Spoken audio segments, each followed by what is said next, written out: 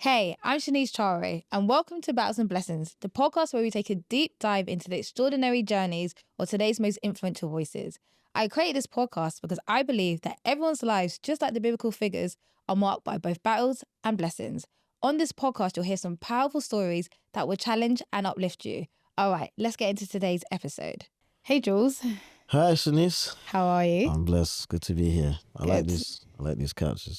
You like Nice. the couches? Yeah. No, I really appreciate you coming in. I'm so excited for everyone to hear your story. Thank you. I've been a big fan of yours for many, many years before I even knew you Yeah. as a person, Appreciate which it. obviously just made me love you even more, and the music. I'm going to do a quick intro for people that don't know you. So Jules, you're a British Ghanaian music producer Yes, indeed. and artist. Yeah. You work with the likes of Mr. Easy, Stormzy, Lauryn Hill. I mean, the list goes on. You've also produced your own albums, and you've been a big champion for African music. I wouldn't just say Afrobeats, it's African music as a whole. Yeah. So congratulations on that. Thank you. But Appreciate it. this week, Yeah, man. someone won a MOBO, and Yeah. it wasn't me. Yeah, I did win a MOBO. Congratulations. Thank you. It was very overwhelming just because, first of all, all of those guys that were in that category are amazing. Yeah. Producers, some that I have worked with, some that, we've crossed paths, but I also love and respect what they do. And it was one of them ones where it was just like, whatever the outcome is, I was just celebrating the acknowledgement from the MOBOs, because the MOBOs is a big deal, to, our community and to, British music culture. And I'm not even gonna lie to you, I didn't think I was even gonna go to the awards, to be honest. Why? I don't know. I think I was like, man, I'm not gonna go to this. It's like, I don't know. It's not like I had any doubts or anything, but I was just like, man. And then the team is just like, nah, bro, we need to go. You've worked so hard this year. You're celebrating 10 years. You should go and celebrate with the culture. Go and see your peers. Go and network. Have fun. Enjoy the moment. So I was like, all right, you know what? It's cool. And I remember when we were on our way up there, Yeah. we got the notification from the MOBOs that they're going to be announcing some of the category winners before, the main ceremony. Yeah. So this is like around 6 or whatever. I was like, all right, whatever. We got to the Airbnb because that's where we got changed to get ready to do the red carpet and all of that stuff. And I literally did a toast to the team. I was just like, cheers, guys. Whatever the outcome is, I want to say thank you to you guys for, being part of, this journey, this roller coaster that we've been on from last year. And thank you. And let's have a great time. Let's go and meet some people, whatever. In less than 5 minutes, I was in the room and I just got a couple notifications, and I'm reading the message, and it's a message from Corinne Allen. And she says, congratulations, Jules. I'm so proud of you. You deserve it. I'm thinking, what's she talking about? Then I get a notification out that Jules, you won MOBO for Best Producer of the Year. I was just like, whoa. I was filled with like emotion, like, because February has been a month of so much emotion for me personally. So I just went into the room where everybody was, and I was just like, guys, man won. And then everybody's like, huh?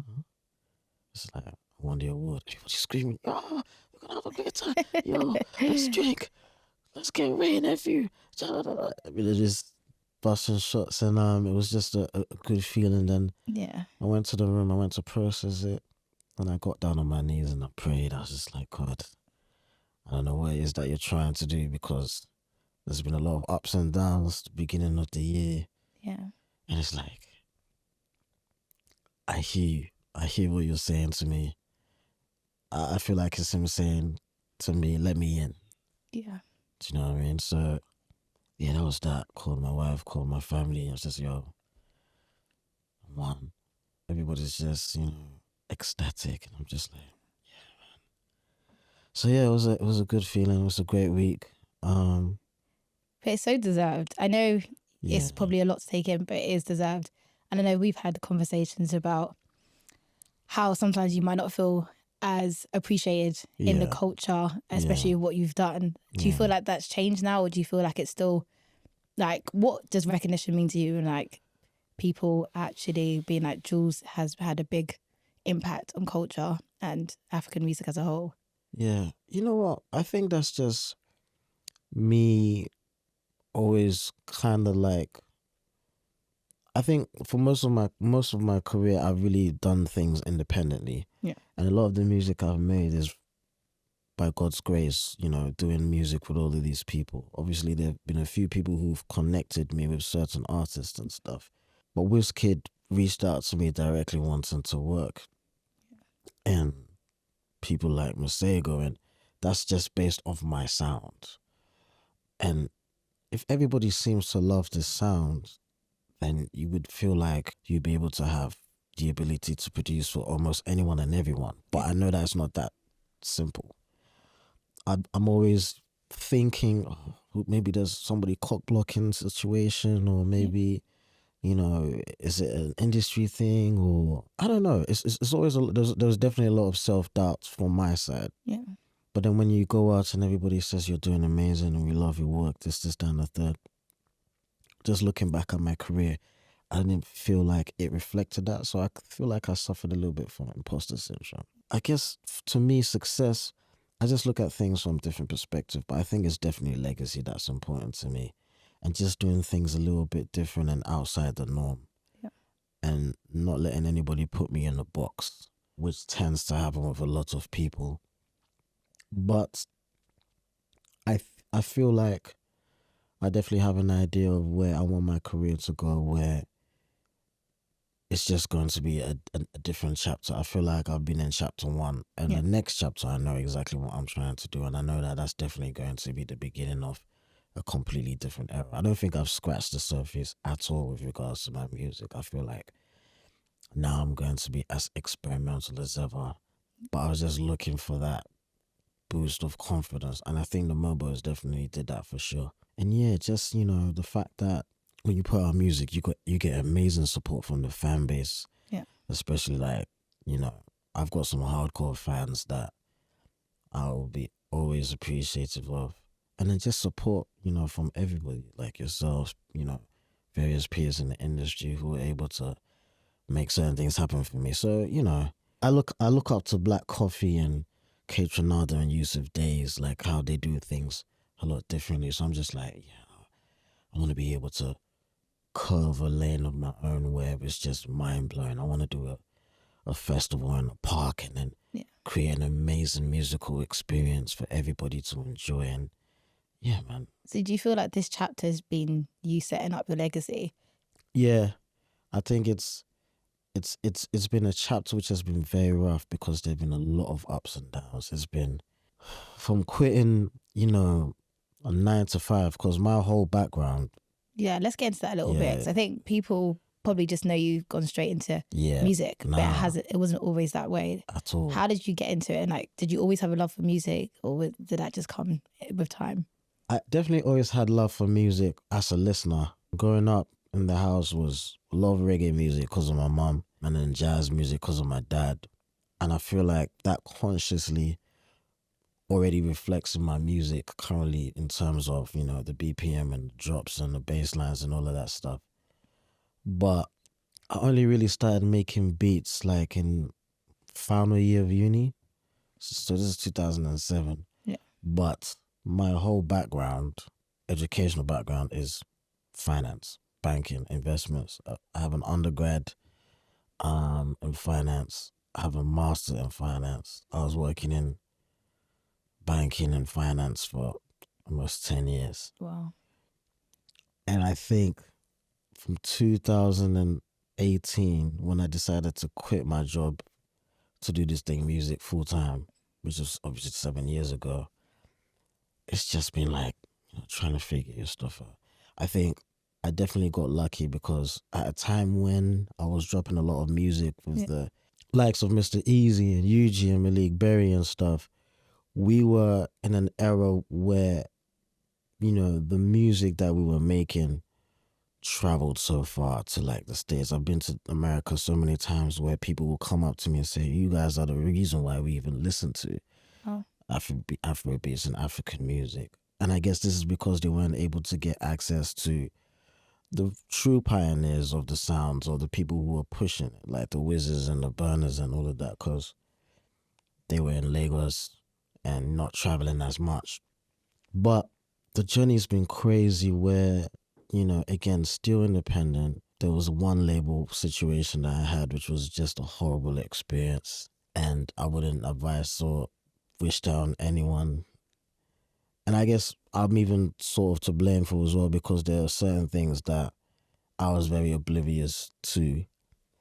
I just wanted a check so I'd be able to sort stuff out for but family. that always goes back to like the education of the music industry, especially when a time where black music was literally so popular that everyone's getting deals left, right and centre, but didn't actually know the knowledge of how the music business works. So I don't feel like that's a you thing I think it annoyed me most because of my background and knowing, because I have, legal, experience as well. So I'm like, why didn't you even just apply that? I think I was just so stuck on trying to do this music thing properly. So the business aspect of things, I wasn't even trying to really look into it. I just needed something that I could use to fund my career. Everything that I make, even to this day, literally just goes straight back into the business to keep it running. But at the same time, it's been a blessing to go to so many places around the world and travel, see so many different places. I went to Sao Paulo, Brazil in 2023, and I'm playing to all of these Brazilian people, and it's just incredible. It's like a party outside. I think it's their own kind of like Trafalgar Square type of vibe, and I'm just like playing to these guys, and they're having the best time of their lives, playing in Paris, playing in Jamaica, South Africa recently, just this last Christmas. Those moments just keep me going like, wow, these people have come out to enjoy your style, your skill, your craft. So, those are the things that literally keep me going. But, I'm grateful for the fact that I took that leap of faith to quit my full-time job. What made you take the leap of faith? What said, you know what, I'm going to do this now? To be honest, there's actually a story behind it. There was this guy who was my boss at work. Wasn't very likable person to me personally.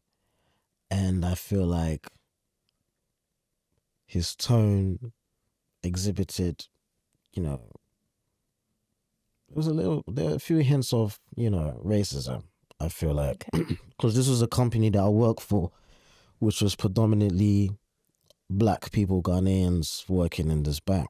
And he was one of the few white guys there. And I just, every year I always used to say, I'm going to quit so I could do this full time. Every year I'm going to quit to do this full time. But I always needed that bonus every year to take care of certain things, career-wise, personal-wise, paying off certain loans, maybe make a lump sum on my rent so that money that comes in, I could use that predominantly for this, all of that stuff. But there was a day at work where he was just overwhelming me with so much work. And I think he must have spoken to me in the most disrespectful manner in front of everybody, because we were in cubicles, Yeah. And I was like, nah, I'm not doing this shit again. Like, this is crazy. And I think that weekend, I called my parents. I said, yo, I'm not doing this finance thing anymore. I'm actually going to do music full time. How did they take that? Well, it was a very long silence at the end of the phone, because it was like Excuse this. Me? And I had to say, hello. And then my dad was like, okay, do you have a plan? I was like, no, I don't have a plan, but I know that it's going to work. Parents are always going to ask those questions, especially African parents. What's the plan? Like, what are we going to do? Like, all of that stuff. But my mom always tried to convince me to try it again. But I was just like, nah, I don't think I can do this again. Especially from wanting to have quit so many times and then just kept on rolling over because of a bonus. So I turned my resignation letter in on the 15th of December 2017, a day before my father's birthday. Oh yeah, I remember. And I remember it because on the 15th of December 2017, I dropped an EP called Ojiko, which features Burna Boy on there, Adekunle Gold. Wow. As your first EP? This is my second one, actually. Second, Well, yeah. my first EP, you're right. Actually, my very first EP. Because the project I dropped before was like a full body of work, which is like 10 songs. That was Leap of Faith. But this EP, Ojiko, and Ojiko means good morning. And I called it Good Morning.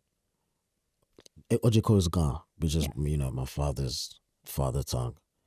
And Ojiko means good morning. So it was like basically figuratively saying, wake up, don't sleep on me. That's why I called it that. I love that. So one of the big records on there is Guan by myself and Burna Boy. There's Adekunle Gold on there. There's Nonso Mardi on there. And a very successful EP. But the day I turned my resignation letter in, because it was on a Friday, I released the EP as well through DistroKid. Because I had a DistroKid, which is like, independent distributor. You put all your whatever there. Monday, turned my resignation letter. Everybody was shocked. They're just like, what? Oh my days, this guy's turned in his resignation letter. He's going to fulfill this bonus.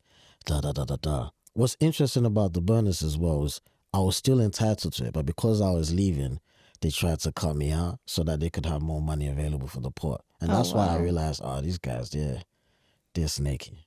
But I'm glad I made that decision because, great things have happened since then for me, And you knew you wanted to go. Sometimes what God does is like, if you don't do it, he'll force your hand.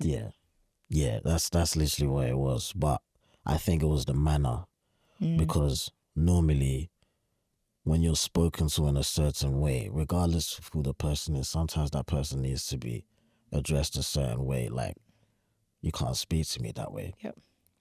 I never did that. And it's, it's just, sad. But, I'm happy where I'm at. Listen, God's been so great.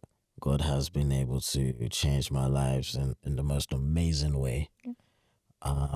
And I know it's only upwards from here. It's just me that needs to open up and let him in a bit more and work on my faith. Faith is something I definitely lack. And when you lack faith, you lack confidence, and then you're not able to find ways to uplift yourself when you're in a tough spot. You're just going to be so depressed and down and cold inside. And I felt like that for a while. Man.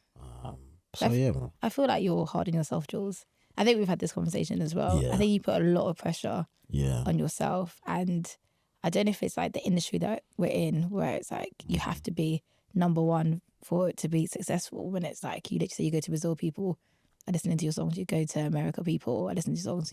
You've literally worked with the biggest artists in the world. Like what do you feel like you need for people to kind of show you like, okay? I couldn't tell you, man. I think I could sit here and talk about all the conspiracy theories that I have in my head in regards to why I feel like I'm not where I want to be.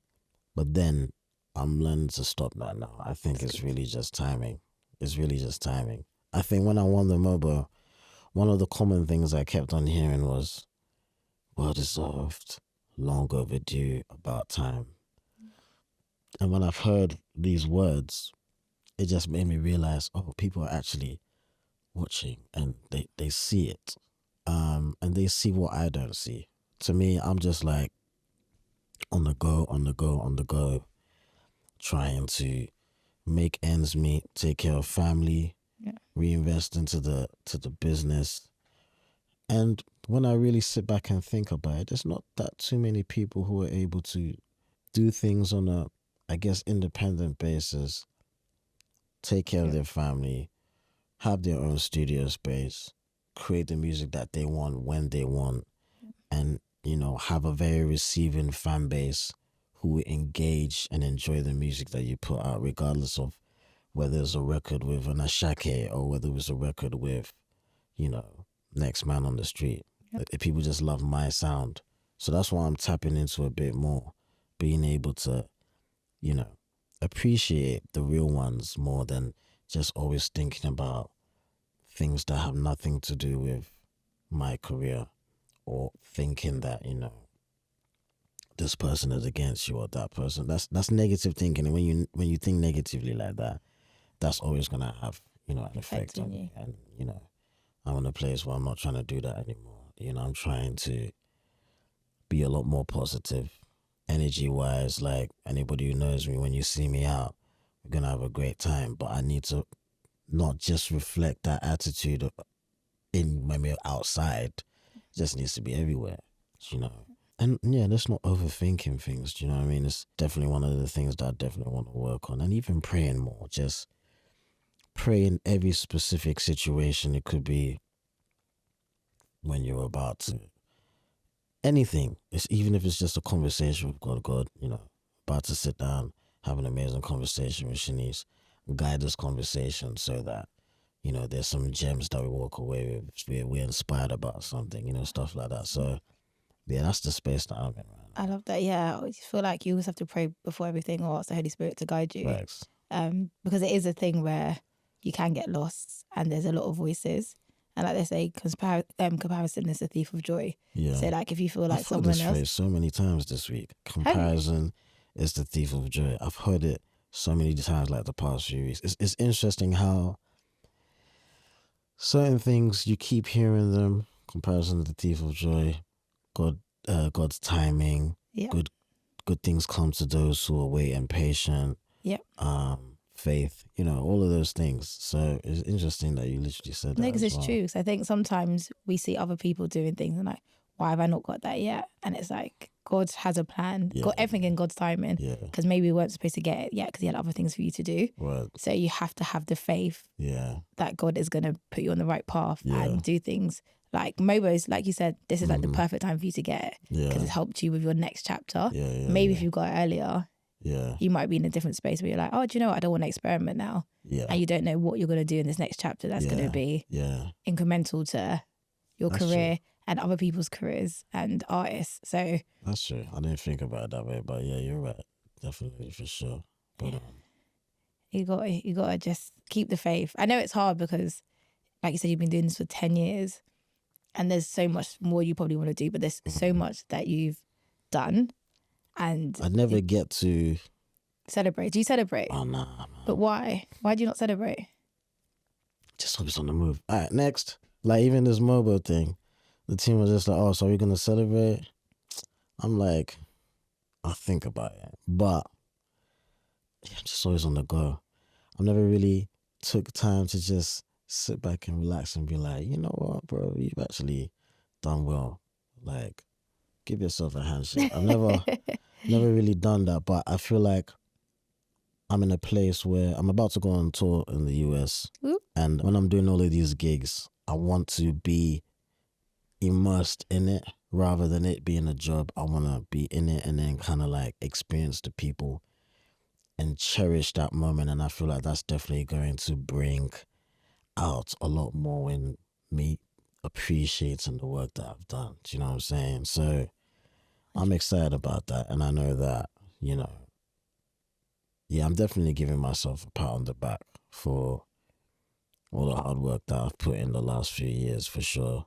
Last 10 years, not even a few years, 10 years. 10 plus years. But yeah, man, definitely in a different space than I was before. But it can get a lot better once I channel in the right way to feed my spirit, you know what I mean? So 100%. Yeah, man. No, I love this. And I think once you get there where you're like, do you know what, I'm going to celebrate the wins. Even if it's like putting in your notes, like one MOBO award and you going back to it. That's what I do sometimes when I'm like, I'm always, you know me, I'm always on the go. Yeah, I've tried to now be like, let me celebrate something because that moment comes and goes and then you're like, on the next thing. Yeah. I think one thing I do is every award and every plaque that I have, I find a way to get it in the studio position so that, you know, you're just taking a break, you just look around. It's crazy. I have all my plaques and everything in my studio and I don't even look around to even just, oh yeah, you know, you sold this, you sold that, you know, you got this award for this, you got this award for that. So yeah, it was just kind of like about appreciating those moments and, you know, saying, well done, guy. Like, you've done your thing. 100%. How do you feel like African music is right now? And like, how do you feel your contributions have like helped that? I feel like it's huge. In the last 5 years, it's just grown. Yeah. At rapid speed. I think it's definitely been commercialized a lot more from a business perspective. There have been moments where it has felt like the music has been a bit repetitive in terms of the sound. I think what's happening now is that a lot of the young lot are being experimental and they're going back into time and listening to like the old stuff and kind of like making their own version of that. A very typical example of that is someone like Rema, and his He Is album, where Album's fantastic. it's just like, and the thing is, I didn't get it at first when it first came out, if I'm being very honest with you. But then, you know, when I listen to certain songs and you listen to the drum pattern, it's kind of like the same tempo as a song that's from the 70s or the 80s, but it's just different sounds. And I get it. They have to be sounds that are appealing to his audience. He's not trying to make music for the old heads. Do you know what I'm saying? Yeah. So yeah, Rema is a fantastic example of somebody who is championing Afrobeats onto that next level. And I feel like we're in good hands. Ashake is doing amazingly well. Ira Star, Thames. Nigeria is definitely at the forefront when it comes to, you know, Afrobeats. African music as a whole, the South Africans are doing incredibly well with, you know, this Amapiano house, three-step craze. And that's dance music. And dance music is so important for festivals and for live and shows because people want to dance. So if South Africa is able to champion that a bit more, you're gonna see a lot of South Africans having their own residencies in Ibiza. Black Coffee has his High Ibiza residency every year for like 5 months, every Saturday, Black Coffee. I see, you know, that happening a lot more where we're kind of like dominating dance music because dance music is for us. Yeah. But it's about being more present and taking our sound back because a lot of people are stealing from us and, you know, they've commercialized their stuff. But, you know, I feel like once we're intentional with the sound, we tell stories behind the sounds as well and are a lot more authentic in whatever it is that we're putting it out, then, yeah, we're good.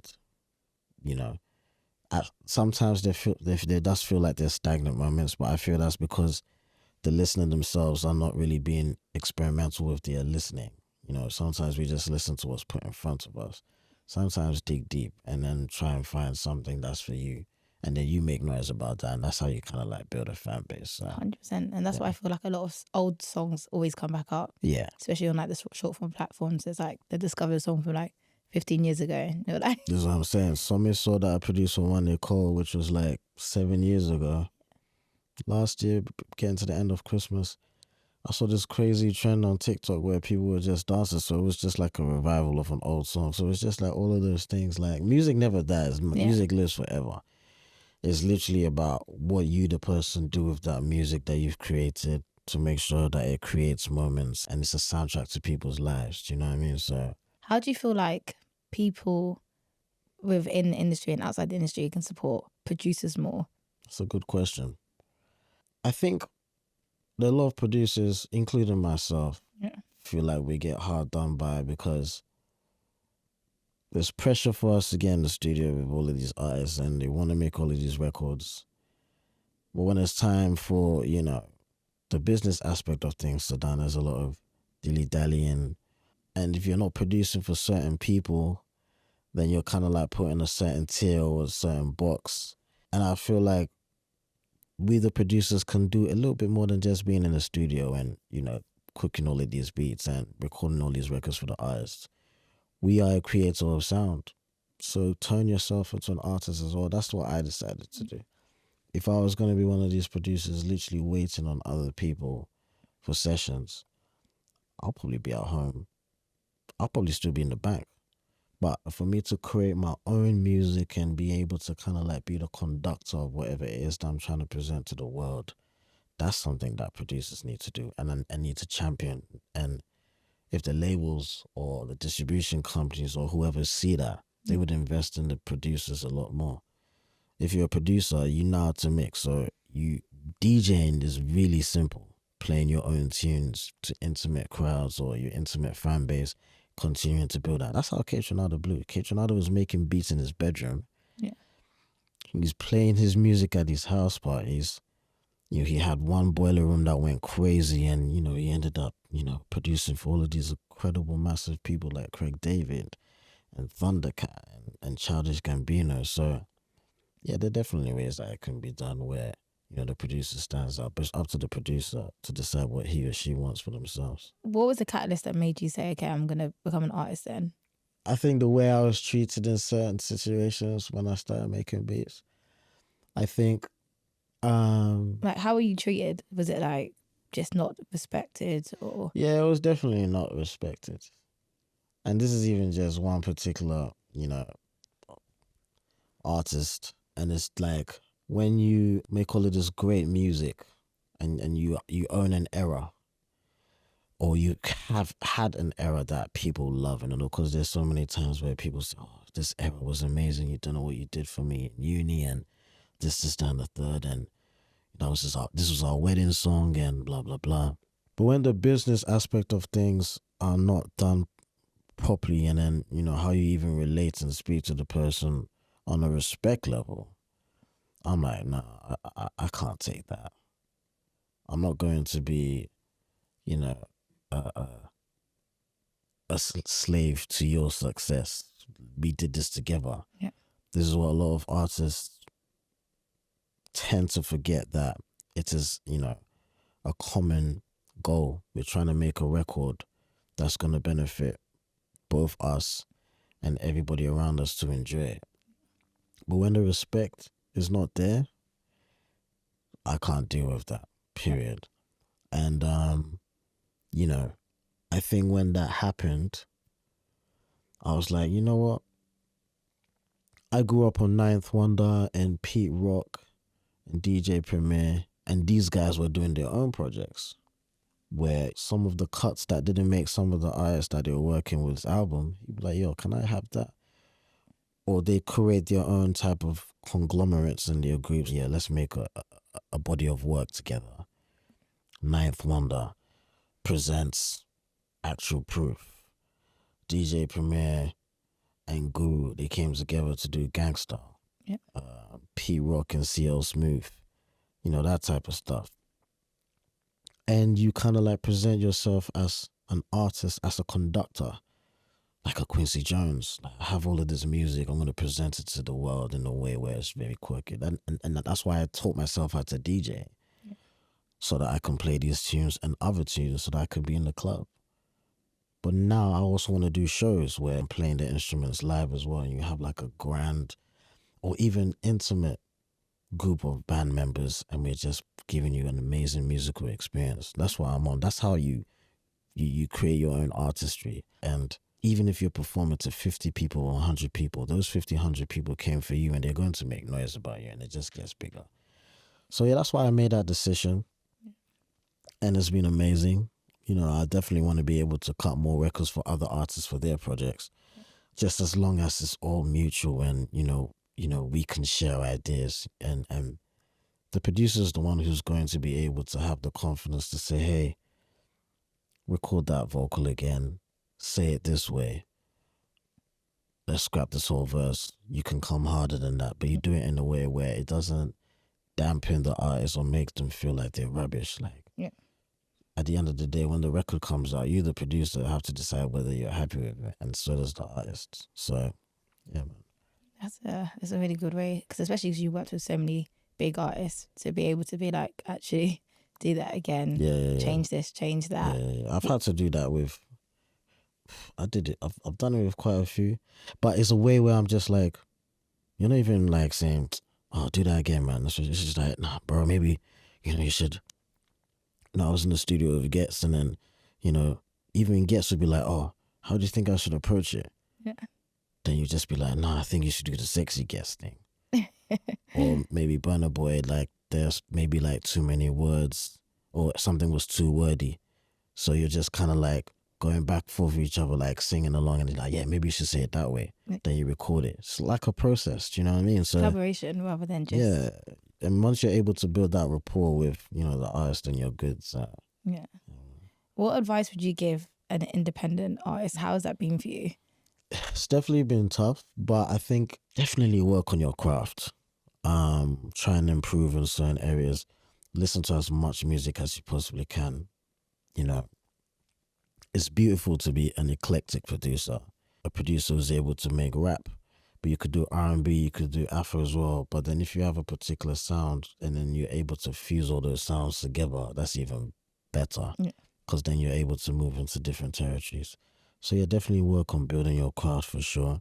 If you're able to find that one person that you have chemistry with and you guys work together, you guys could be building a concept or a sound together that people will love and adore.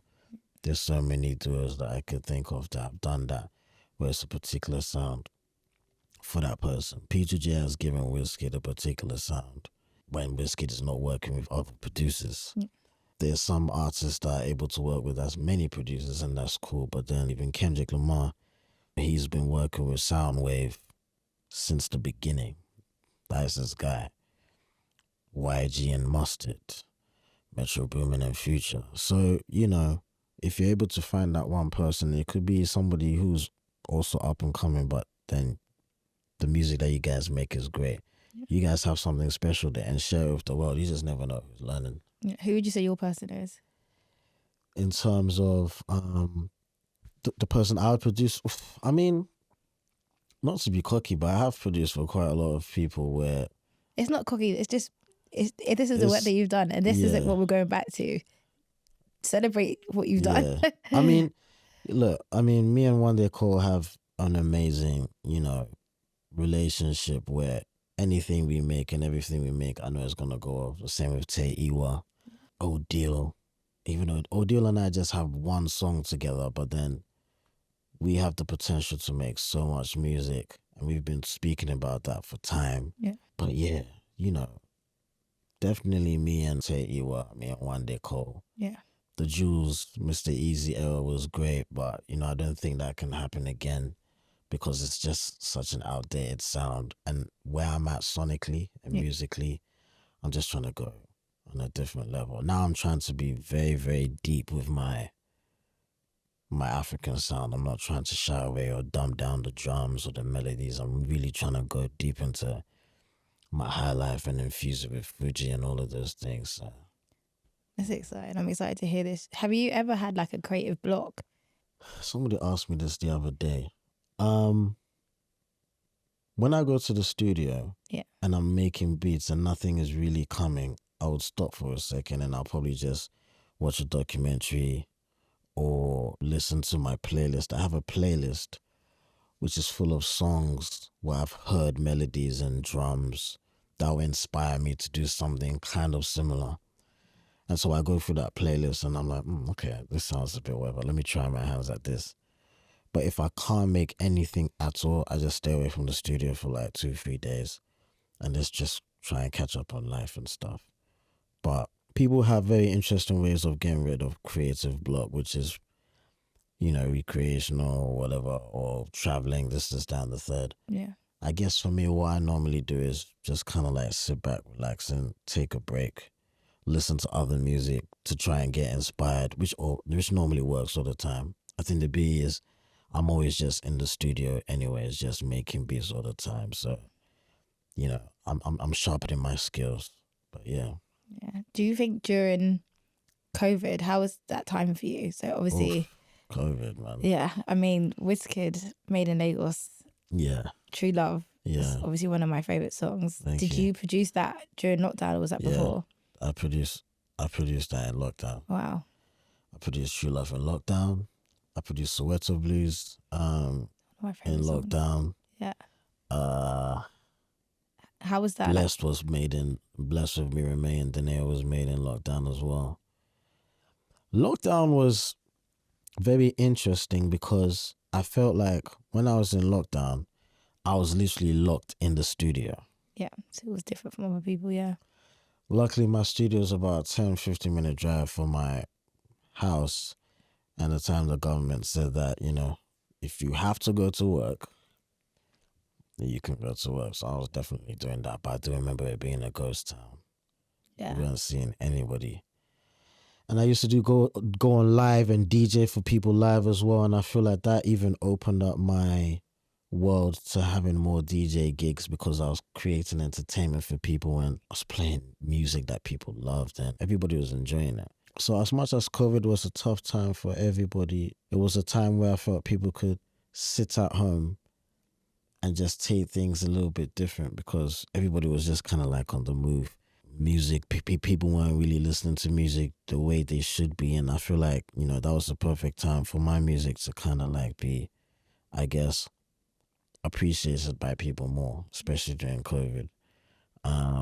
So yeah, that's what COVID did for me. It was a tough time though. Yeah. But you produced all those songs in that time. That's because like, where were you getting your creativity from? Because like, there was nothing going on. That's why I'm like, it's crazy that you produced those songs in COVID. It's true. I think just with those songs that I even mentioned, like True Love is definitely inspired from Caribbean culture because anybody knows me, I'm a Yadi at heart.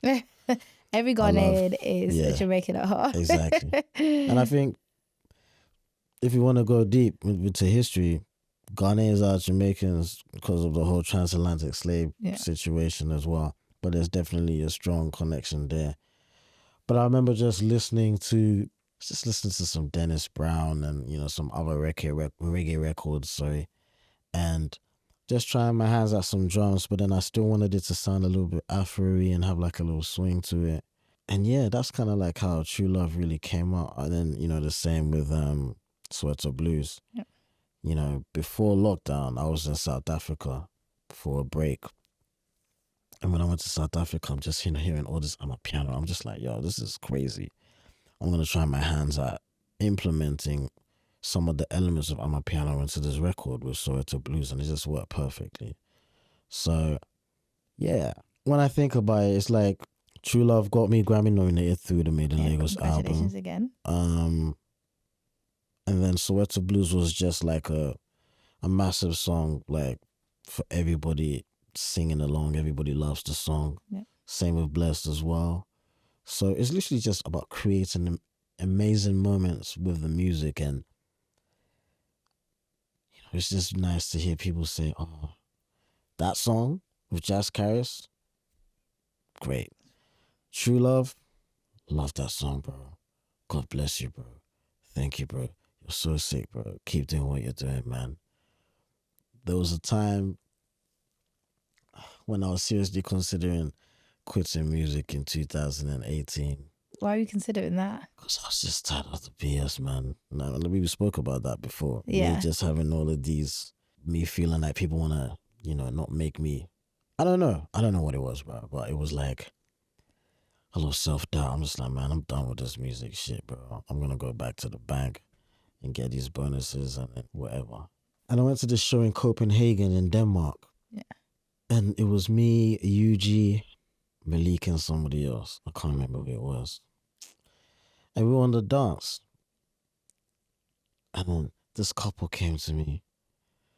And then this guy was like, "My brother, thank you so much for the work that you've done. Your music is amazing. You don't know what your music has done for me." But he was shaking my hand like quite firmly. Yeah. Like it was like a very hard shake. And this is when I was really considering quitting. I was like, the next day, I'm done with this. But it felt like God sent someone to tell you that. He was like he held my hand and he was just like, "Don't ever stop, bro. Don't ever stop." And you could feel like he was very passionate, and I could also feel like a tear dropping. Oh. So I was just like, "Don't ever stop, bro. Don't ever stop. I mean it." He was holding my hand tight. I was just like, "Thank you." And I was just like, yo, if it wasn't for that guy, maybe I would be trading on the wall stock. Like, I don't know, trading, doing something. Like, music was not the goal for me. But well, we thank God for that man. Yeah. Thank God for him, whoever he is. Whoever he is, thank you. Love to him, thank you, bro. It never gets to him to say thanks, because we would have been very sad if you quit. Yeah. Because those bonuses shouldn't have kept you. It shouldn't have kept you there. What do we expect from Juls in the next 5 years? I know you're feeling like you're going to this next chapter. Yeah. What do we expect from you? I'm definitely trying to change the soundscape of my sound a bit more. I definitely want to be a little bit more fun with the beats. Yeah. I think the sexy Juls, we've had enough of that now. I think it's just time for a little bit more energy. Yeah. I definitely want to, improve on my live and be able to tour the world from a live music perspective, create an experience that people would love to come and see. By the way, that Alternate. I think that Alternate was the one. Sensational. Thank you. It was so good. Thank you. Like the live and everything was just perfect. Thank you. I appreciate that. Like, that kind of like opened my eyes. I'm like, maybe I'll be able to do this. But I also need to perfect myself in certain things like drumming properly. And I'm more like the percussion person, but like being able to drum properly and, get my key game to a certain level. I'm trying to get into film. Yep. Been shooting this documentary for about 2 years. It's almost done. But I want to be able to tell stories through film. So, making music and just kind of like giving a breakdown of what this music is about. Telling stories, especially about Africa, connecting the history of Africa and the Caribbean. And just being unapologetically free with my creativity. That's kind of like where I'm at right now. Like, literally have fun with it. Yep. Don't overthink that this snare and this kick needs to sound a certain way because whatever. Don't think about, we need a song that's trending or whatever. Just making good music that I know is going to take over the world, or is going to make people feel good. Yeah. Feel good music and get people to dance a bit more. That's kind of like where the goal is for me in the next 5 years. I want to be able to be doing festivals where thousands of people, and you're just playing this great music for them, enjoying their lives, being the soundtrack to people's lives. That's the goal for me, man. I would love to work in a label and music distribution company one day. Really? Yeah, I'd love to be like a music exec or a VP or a senior A&R. Careful what you wish for. A label. Well, I mean, I feel like, I would love to do that and still be able to produce at a level. Yeah. Quincy Jones is like the picture on my wall in my head in terms of, this is what I'm trying to get to. Producing for soundtracks, producing soundtracks for films. That's the goal for me, really. The goals always change, or they get added on, but I'm always, looking to improve and develop myself as an artist, as a producer. So, yeah, man. Exciting. And the plans that God have for us are always bigger than the plans that we have. So, yeah. I'm very, very excited for you. Yeah, thank you. I appreciate you coming on. I know this is going to touch a lot of people. Thank you. I need you to celebrate your wins. Yes. Celebrate your wins. Yes. Take it in.